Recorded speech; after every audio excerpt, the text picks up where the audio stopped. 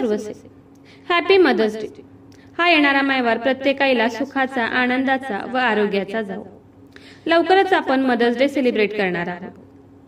मे महिन्यातील second Sunday आपण mother's day म्हणून सेलिब्रेट करतो.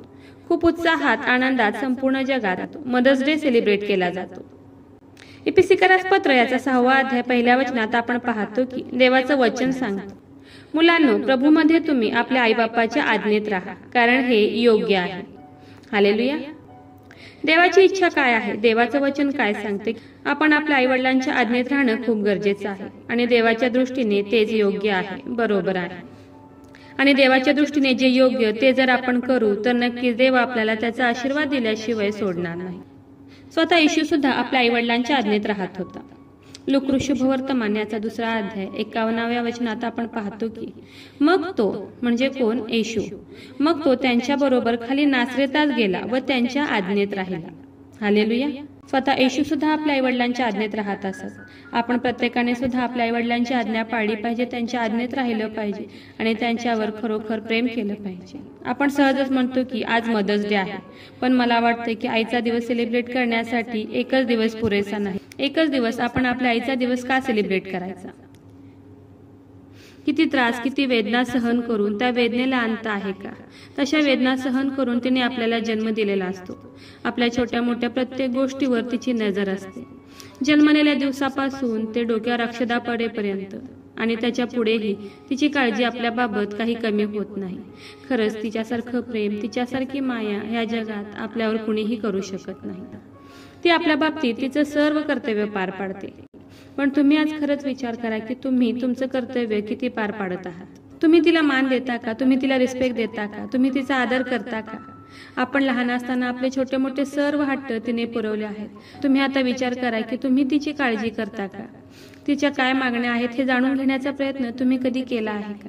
तिच्या प्रत्येक इच्छा पुरवण्याचा तुम्ही प्रयत्न करा. तिच्या प्रत्येक गरजेवर तुम्ही नजर ठेवा. तिला काय खावं वाटतं ह्या गोष्टीकडे तुम्ही आज लक्ष द्या. आपण बायबलमध्ये पाहतो की ज्यावेळेस इसाहाक थकला होता, तो मराव्यास टेकला होता, तेव्हा त्याने जेवणाची इच्छा बोलून दाखवली आणि याकोबाने त्याला खूप सुंदर असं जेवण करून दिले आणि तो पोटभर जेवला. तेव्हा इसाकाच्या मुखातून याकोबासाठी इतका आशीर्वाद निघाला की तो खूप उंच झाला आणि त्यानंतर याकोब खूप मोठा होत गेला आणि खूप उंच आणि उंच होत गेला, कारण इसाकाच्या मुखातून याकोबासाठी खूप खूप आशीर्वाद निघाला होता. मग आता आपण विश्वासणारे त्याला फॉलो करायला पाहिजे की नाही? याकोबाप्रमाणेच आपण आपल्या आई वडिलांचा झटून आशीर्वाद घेतला पाहिजे की नाही? त्यांच्या इच्छा आपण पूर्ण केल्या पाहिजेत की नाही? खरं सांगायचं झालं तर आपण आपल्या आईचं प्रेम शब्दात एक्सप्लेनच करू शकत नाही. तिचे कष्ट आपण सांगू शकत नाही. तिच्या उपकाराचं ओझं आपल्यावर एवढं आहे की आपण कितीही मोठं होऊ पण तिचं कर्ज आपण फेडू शकत नाही. खरंच आईसारखं प्रेम ह्या जगात कोणीही करू शकत नाही. म्हणून तिला चिडचिड करू नका, तिला रागराग करू नका. ती एक ओझं आहे असं समजू नका.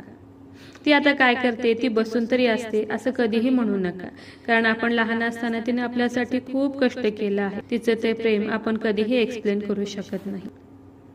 एक छोटीशी पर्सनल गोष्ट मला तुमच्या बरोबर शेअर करायला आवडेल.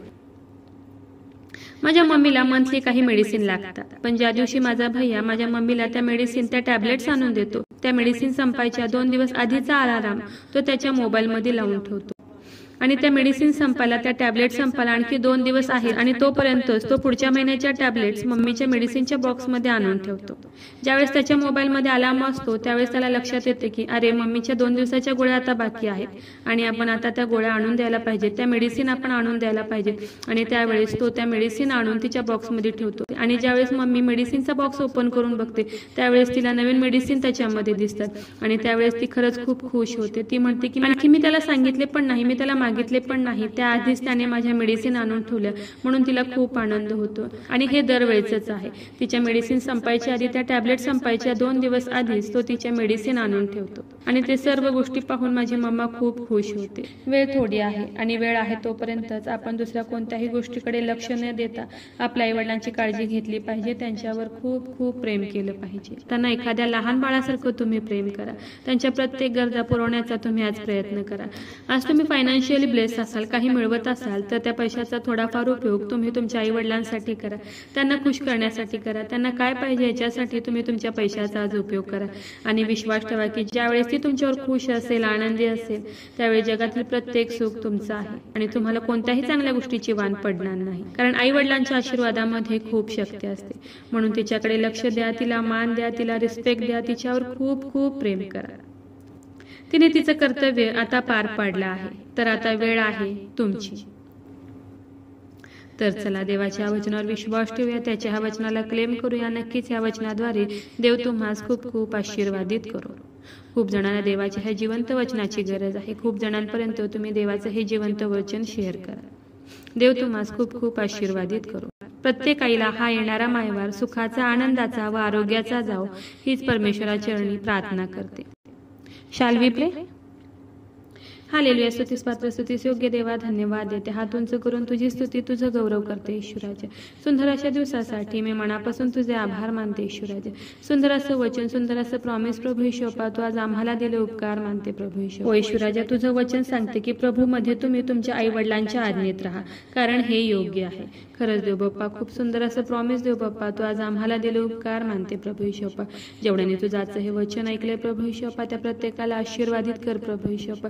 तुझ्या वचनावर विश्वास ठेवण्यासाठी, तुझ्या वचनाला क्लेम करण्यासाठी प्रभू ईश्वपा, तुझ्या वचनाप्रमाणे चालण्यासाठी प्रभू ईश्वपा, तू प्रत्येकाला मदत कर, सहाय्य कर प्रभू ईश्वपा. आणि प्रत्येकाने आपल्या आई वडिलाची काळजी घेतली पाहिजे, त्यांना रिस्पेक्ट दिला पाहिजे देव बाप्पा.